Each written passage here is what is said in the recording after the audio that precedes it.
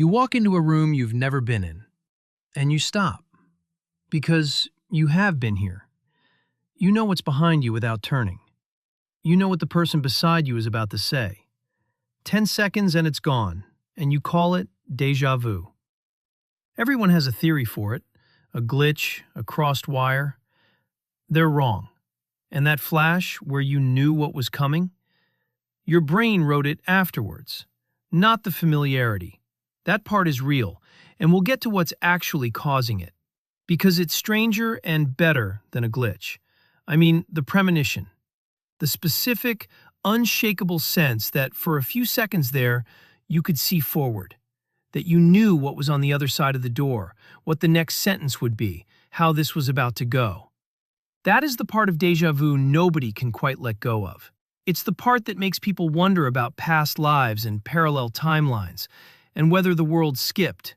And it is the one part of the whole experience that somebody has actually put in a lab and tested.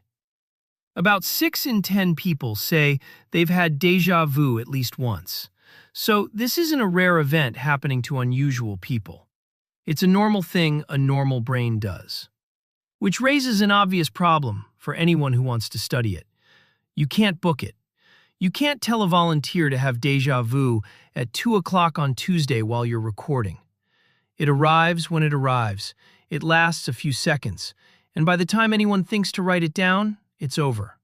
So in 2018, 2 researchers at Colorado State, Ann Cleary and Alexander Claxton, stopped waiting for it to turn up. They caused it. Cleary's lab had already worked out a way to manufacture the feeling on demand. I'll show you the trick in a few minutes, because the trick turns out to be the best part of this whole story. What matters here is that it works, reliably, on ordinary people, in a room with the lights on. So they used it. They moved people through a long series of places, one after another, watching for the moment somebody reported that this place felt known. And right then, while it was happening, they asked the question nobody had ever been in a position to ask. Which way does this go next? The people in the grip of it were noticeably more confident they knew. That swell of certainty, the sense that the next few seconds were already written somewhere, and you were just about to read them. And they were wrong. Not dramatically wrong, not interestingly wrong. Their answers were no better than guessing. If you'd sat someone down with no déjà vu at all and had them pick at random, you'd have got the same hit rate. The feeling was loud. Behind it, there was nothing. Think about how odd that is. The sensation is one of the most convincing things a human being can feel. People build whole beliefs on it. And it's empty. A confidence signal with no information attached to it. If you like ordinary things about your own mind, memory, dreams, sleep, explained properly, like and subscribe. Which leaves a much better question. If you weren't predicting anything, why do you remember predicting? Here's what seems to be happening. You don't experience the prediction and then watch it come true. You experience the moment, and then your brain assembles the memory of having seen it coming, a fraction of a second late, out of the thing that just happened. The outcome is already in. It builds the premonition backwards from the outcome and hands it to you as a memory. And a memory doesn't arrive with a timestamp on it telling you when it was made. There's a word for this. Postdiction. Prediction is calling it before. Postdiction is calling it after and filing it as before. You've met a smaller version of this. Someone says something to you across a room, and you say, "What?" And then the sentence turns up anyway, a beat late, and you answer it. You heard it after you'd already decided you hadn't. Your brain went back for it. And nothing in the experience tells you that's what happened. It just feels like you heard them. Déjà vu is the same late delivery, running on the strongest feeling of certainty you own. So the premonition is manufactured. Fine. But that still leaves the actual mystery sitting there untouched, because something set this off. You walked into that room, and something in your head insisted you'd been there. What was it? This is where I owe you that trick. It only lands if you know one thing about how memory is put together. So let me give you that first. Your brain has 2 different ways of dealing with the past, and they run separately. One is recollection. That's the full thing, with the details attached. The where and the when. You saw this at your grandmother's house when you were 9. The other is familiarity. Familiarity is just a signal. It's a flag that says known, with nothing behind it. No scene, no date, no explanation. Just the flag. Normally the two arrive together, and you never notice their separate systems, because the flag goes up and the details arrive right behind it, and it all feels like one thing. Déjà vu is what it feels like when the flag goes up alone, and Cleary found a way to raise that flag to order. Back in 2012, she built a set of places inside a video game. The Sims, of all things. A junkyard, a hedge garden, ordinary enough places, and walked people through them one by one. Later, she walked them through a fresh set they'd definitely never seen. Except some of those new places had been quietly laid out to the same plan as one of the old ones. Not the same objects, not the same colors, nothing anybody would consciously join up. The shape of the space, where the opening sits relative to the wall, how the path bends, what's on your left as you come in.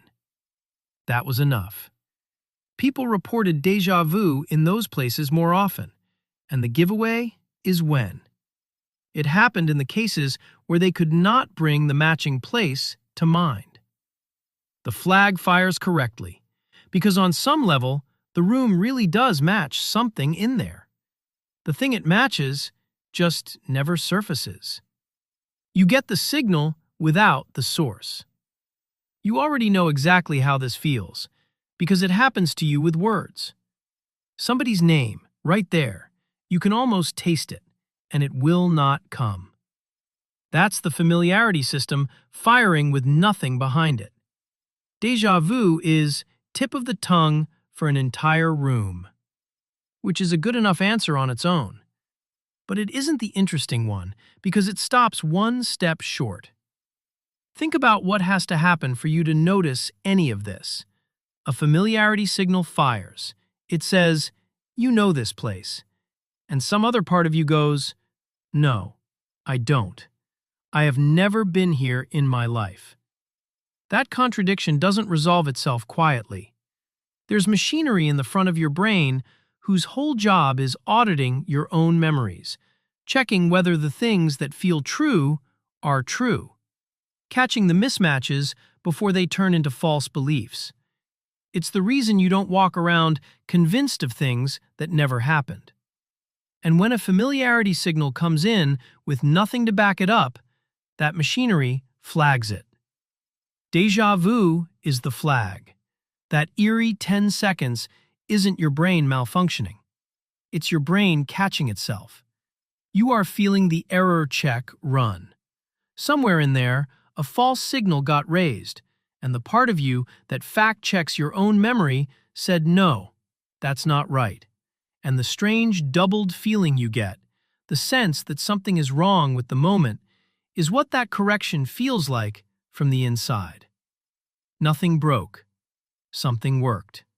And there's a way to know that's true, which is to look at what happens when that machinery stops. A British neuropsychologist called Chris Moulin was sent a referral about an 80-year-old man, a retired engineer. In the case report, he's only ever AKP. He had dementia, and he had something Moulin had read about but never watched up close. Déjà vu that didn't switch off. There's a separate name for it. Déjà vécu. Not already seen. Already lived. AKP had stopped watching television because he already knew what was going to happen in every program. He'd given up the newspaper for the same reason.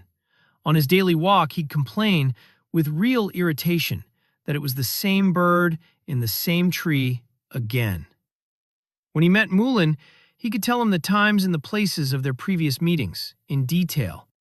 And none of those meetings had ever happened. His wife once asked him how he could possibly know what was coming in a show he'd never seen before. And he said, "How would I know? I have a memory problem." That's the whole thing, in one sentence from an 80-year-old man. He could feel the false familiarity exactly as you feel it. What he'd lost was the part that pushes back. The auditor had gone quiet, and the flags just kept coming, unchallenged, until his own life stopped feeling new. That's what your 10 seconds is protecting you from. You get the strange feeling because something in you is still checking. I should be straight with you about the limits here, because this is genuinely unfinished. Déjà vu doesn't have one settled cause, and anyone who tells you it's solved is overselling it. What Cleary tested is the premonition, and that result is clean. The feeling is real, the foresight isn't. The familiarity work and the error-checking account are the strongest explanations we've got, but they're explanations that are still being argued over. And there are versions of déjà vu they don't fully cover. But the shape of it holds. That flash where you knew what was coming was assembled after the fact, out of a moment that had already happened, by a brain that is very good at handing you things in the wrong order, and very bad at telling you it did. And that's the part I'd leave you with, because it doesn't stay in its box. If your brain can write a prediction after the outcome, file it as a memory, and give you no way of telling from the inside that it did, then the premonition isn't the only thing it's quietly editing. It's just the one short enough that you caught it.